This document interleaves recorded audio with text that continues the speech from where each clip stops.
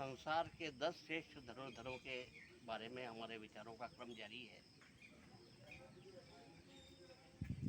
10वें क्रम पर हम घटते क्रम पे उनको बता रहे हैं। 10वें क्रम पे द्रोणाचार्य जी थे, 9वें क्रम पे अर्जुन आए, 8वें पर भीष्म पितामह आए, 7वें पर कर्ण आए, 6ठे पर बर्बरीक आए और कल 5वें क्रम पे हमने भगवान परशुराम के बारे में बताया था।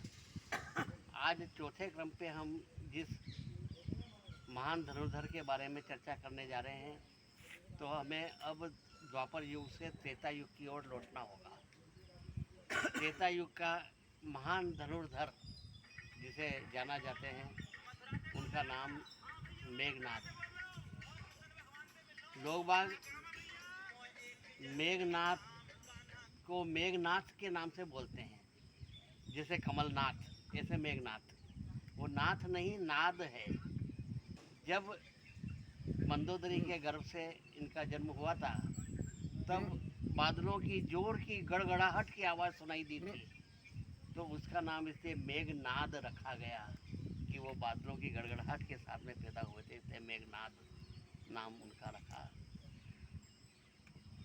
बचपन से ही मेघनाद शस्त्र विद्या के प्रति समर्पित रहे और भगवान शिव की उन्होंने खूब तपस्या की, जिसके फलस्वरूप भगवान शिव ने प्रसन्न होकर के उन्हें दिव्यास्त्र प्रदान किए, जिसमें पाशुपतास्त्र, ब्रह्मास्त्र, वैष्णवास्त्र, ब्रह्मपास, नागपास आदि कई दिव्यास्त्र मेघनाथ ने प्राप्त किए। और सबसे पहले उसने इंद्र के ऊपर चढ़ाई की और इंद्र को नागपास में बांध करके बंदी बना लिया। तब से उनका नाम इंद्रजीत हो गया। इंद्र को भी जीत लिया हो, ऐसे धनुर्धर थे मेघनाथ। और इतने बलशाली थे और उनके दिव्यास्त्रों में इतनी शक्ति थी कि जब महाबली वीर बजरंगबली हनुमान जी अशोक वाटिका में गए और उन्होंने उनके भाई अक्षय कुमार को मार डाला, तब रावण ने मेघनाथ को कहा कि जाओ तुम उस बंदर को बांध करके लाओ, मैं देखूं वो कहाँ से आया है। तब चला इंद्रजीत अतुलित योद्धा, वो अतुलित योद्धा जो इंद्रजीत है वो चला और ब्रह्म बांसते बाने कभी मन की ने विचार जो न ब्रह्म महिमा मिटैया पास। और ब्रह्म पास उन्होंने हनुमान जी को ओर फेंका और हनुमान जी को बंदी बना लिया। यानी कि हनुमान जी को बंदी बनाना कोई छोटा मोटा काम नहीं है। हनुमान जी यानी कि वैसे ही बजरंग बली महावीर है, उनको भी जिसने बंदी बना लिया हो और सभा में लाके खड़ा कर दिया हो, ऐसे महान धनुर्धर मेघनाथ हुए।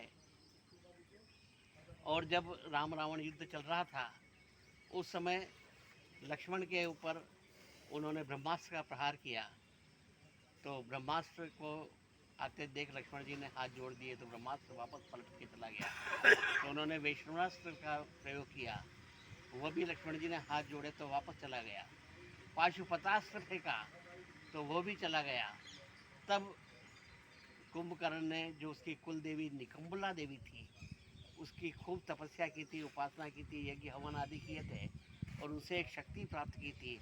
उस शक्ति का पात उन्होंने लक्ष्मण के ऊपर किया और लक्ष्मण को निश्चेष्ट कर दिया। लक्ष्मण को निश्चेष्ट करना यानी कि कितना बड़ा काम है कि जिनके सर के ऊपर ये पृथ्वी एक जौ के दाने के बराबर है, इतने बड़े वीर को जिन्होंने घायल कर दिया हो, और तब तक कि यदि सूर्योदय से पहले यदि संजीवनी बूटी कोई नहीं लाए तो उनके प्राणांत हो सकते हैं। ऐसे महाशक्ति का प्रयोग करना मेघनाथ जानते थे।